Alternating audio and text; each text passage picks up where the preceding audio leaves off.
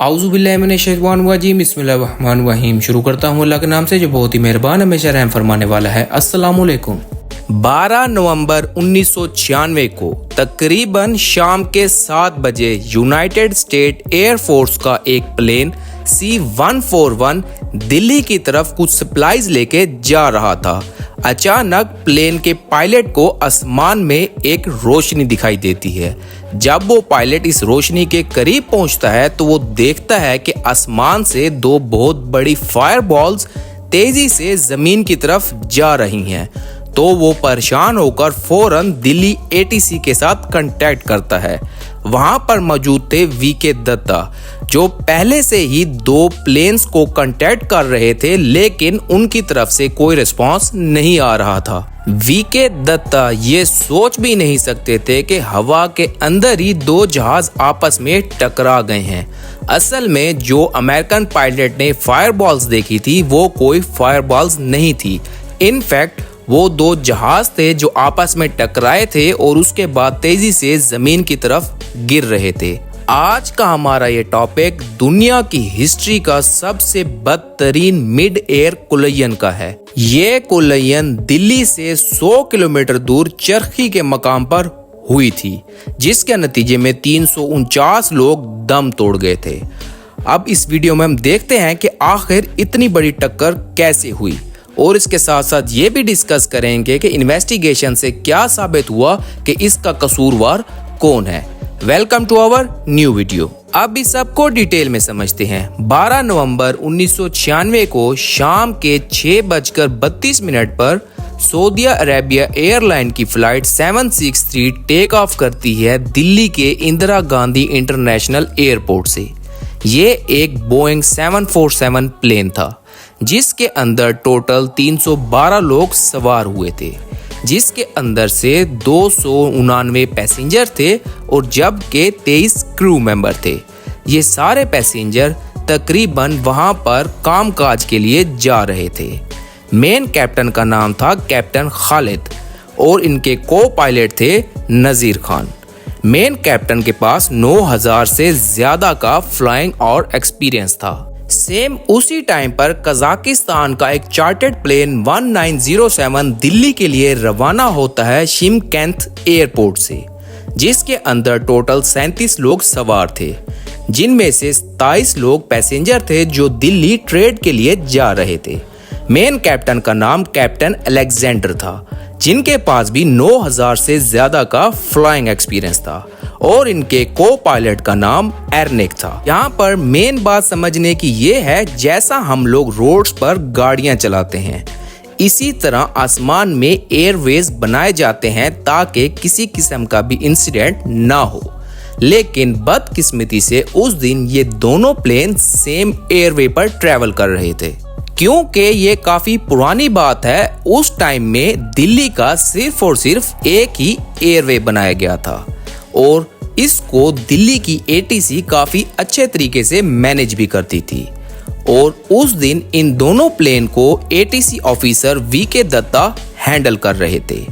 Take off के बाद Saudi airline के प्लेन को परमिशन दी जाती है कि वो अपनी हाइट 10,000 फीट तक ले जाएं, और सेम उसी वक्त VK दत्ता परमिशन देते हैं कजाकिस्तान एयरलाइन के प्लेन को कि वो अपनी हाइट 15,000 फीट तक ले जाएं। इस वक्त तक ये दोनों जहाज दिल्ली के रेडियस के अंदर थे, क्योंकि सऊदी एयरलाइन का प्लेन हाइट गेन कर रहा था। इसी वजह से वो दोबारा VK दत्ता से परमिशन मांगते हैं कि उनको हाइट गेन करने की इजाजत दी जाए। VK दत्ता उनको अलाउ करते हैं कि वो अपनी हाइट 10,000 से 14,000 पर ले जाएं। जब फाइनली सऊदी एयरलाइन का प्लेन 14,000 फीट की ऊंचाई पर पहुंच जाता है, वो दोबारा परमिशन मांगता है कि उनको मजीद हाइट गेन करनी है, लेकिन दत्ता यहां पर उनको रिफ्यूज कर देते हैं और उनको वेट करने का कहते हैं जब तक एयरवे क्लियर नहीं हो जाता। क्योंकि दत्ता ही थे जो जानते थे कि उस वक्त कजाक एयरलाइन का प्लेन सेम एयरवे में 15,000 फीट पर फ्लाई कर रहा है। दत्ता अपना काम बहुत अच्छा कर रहे थे। ये वो वक्त था जब प्लेन्स के अंदर सेकंड रडार मौजूद नहीं होता था। इसी वजह से कोई भी जहाज अपने आसपास दूसरे जहाज को नहीं देख सकता था और हर जहाज टोटली एटीसी पर ही डिपेंडेंट होता था। इस वक्त कजाक एयरप्लेन कांटेक्ट करता है एटीसी से और उसको बताता है कि वो 15,000 फीट की हाइट पर हैं। इस जगह पर दत्ता वार्निंग देते हैं उनको कि उनसे 14,000 फीट और 8 माइल दूर सऊदी प्लेन फ्लाई कर रहा है। और अचानक ही इसके 1 मिनट के बाद ये दोनों प्लेन आपस में बहुत बुरे तरीके से टकरा जाते हैं। दोनों प्लेन्स का लेफ्ट विंग आपस में क्रैश करता है। सऊदी प्लेन अपना कंट्रोल लूज कर देता है और नोज डाउन कर लेता है और तेजी से जमीन की तरफ जाना शुरू कर देता है।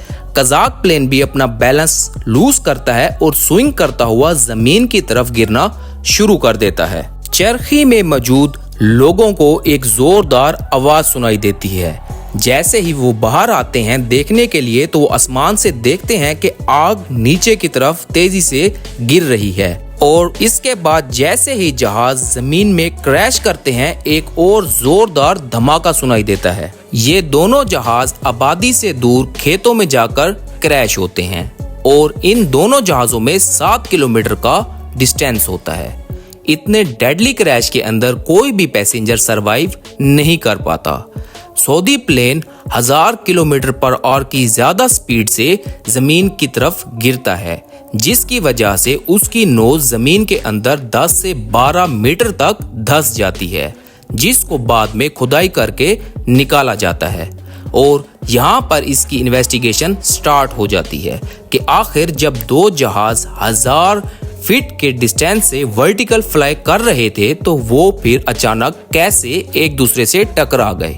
दोनों जहाजों के ब्लैक बॉक्सेस को रिकवर किया जाता है, जिससे ये देखा जाता है कि जहाज की एक्चुअल स्पीड, हाइट और पायलट की वॉइसेस वगैरह भी रिकॉर्ड होती हैं।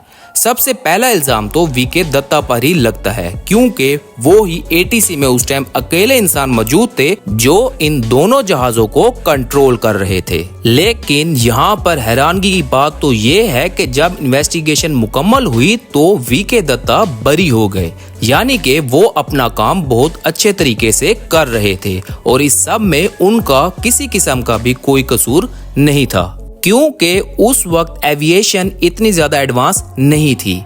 प्लेन का एल्टीट्यूड यानी कि उसकी हाइट जानने के लिए एटीसी को पायलट पर डिपेंडेंट होना पड़ता था। पायलट ही था जो प्लेन की एक्चुअल एल्टीट्यूड एटीसी को बताता था और एटीसी इसी के ऊपर प्लेन्स को हैंडल करता था। लेकिन आजकल सेकेंडरी रडार भी यूज किया जा रहा है, जिससे एटीसी को प्लेन का एल्टीट्यूड बआसानी पता लग जाता है। सऊदी प्लेन ने अपनी हाइट 14,000 फीट बताई थी, जबकि कजाक प्लेन ने अपनी हाइट 15,000 फीट बताई थी। हैरानकुन तौर पर यह एल्टीट्यूड ठीक नहीं था। इन्वेस्टिगेशन से पता चलता है कि सारी की सारी गलती कजाक प्लेन की थी। इन्वेस्टिगेशन से एक और हैरानकुन बात सामने आई। एटीसी सऊदी प्लेन के डायरेक्ट पायलट के साथ कांटेक्ट में था, जबकि एटीसी कजाक प्लेन के पायलट नहीं बल्कि रेडियो ऑपरेटर के साथ कांटेक्ट में था।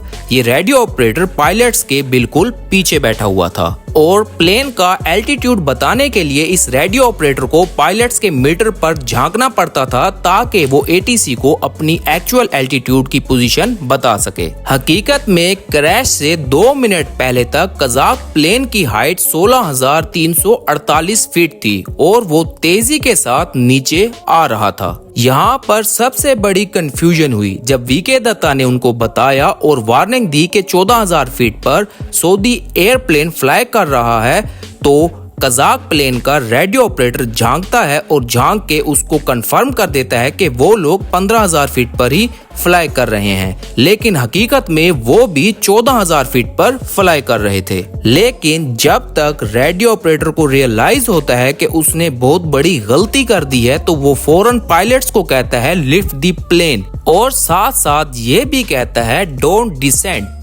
डिसेंड यानी कि मजीद नीचे ना आओ। लेकिन तब तक बहुत देर हो चुकी थी। एक और वजह यह भी थी कजाक पायलट्स की इंग्लिश काफी खराब थी। वो लोग इंग्लिश लैंग्वेज नहीं जानते थे, जो एक बहुत बड़ी वजह बनी इस प्लेन क्रैश की।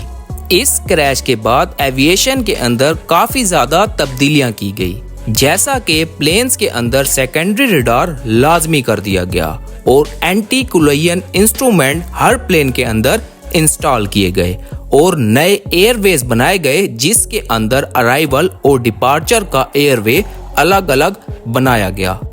उस दिन से लेकर आज तक इंडिया की हिस्ट्री में दोबारा कोई भी मिड एयर कोलिजन नहीं हुआ। उम्मीद करता हूं आप लोगों को वीडियो पसंद आई होगी। अगर वीडियो पसंद आई हो तो चैनल को सब्सक्राइब कर दें। डाटा कलेक्शन में कमी पेशी हो सकती है, अल्लाह पाक कमी पेशी माफ करे। अब मैं इजाजत चाहूंगा, मिलते हैं इसी तरह की किसी और इन्फॉर्मेटिव वीडियो में। अल्लाह हाफिज।